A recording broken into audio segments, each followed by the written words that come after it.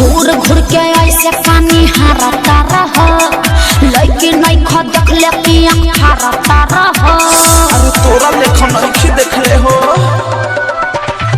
घूर घूर के ऐसे पानी हारता रह लड़की नहीं खो देख ले कि हारता रह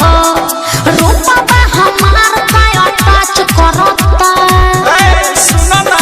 उठा मलिया से ओढ़निया तोहर मैच करता उठा मलिया से ओढ़निया तोहर मैच करता उठा मलिया से ओढ़निया तोहर मैच करता सच्चा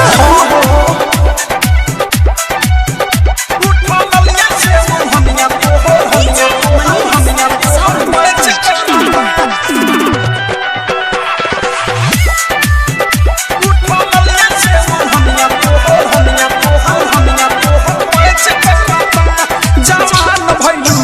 तोर डिमांड बढ़ता अरे सोनावा के पानी जैसे पानी चढ़ता अरे का दिक्कत बा भेट के नाही कुछ अभी काच बानी कली फेरा में जब कोरोना त मोतिया बिना ढाली दिला बसा दिलवा नाही काच करता लागत कि जान ले के रह उठा मलिया से ओढ़निया तोहर मैच करता उठा मलिया से ओढ़निया तोहर मैच करता उठा मलिया से ओढ़निया तोहर मैच करता अरे ठीक है बा उठा मलिया से ओढ़निया तोहर मैच करता डायमंड रिकॉर्डिंग स्टूडियो छाना मैच करता सोचता रुकती तू लता चला हो लाभ वाला लेसन के पढ़ाई कला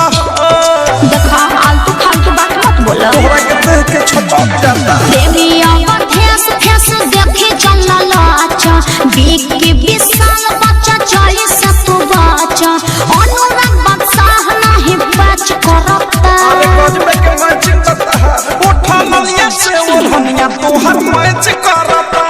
उठा मलिया से ओढ़निया तोहर मैच करता उठा मलिया से ओढ़निया तोहर मैच करता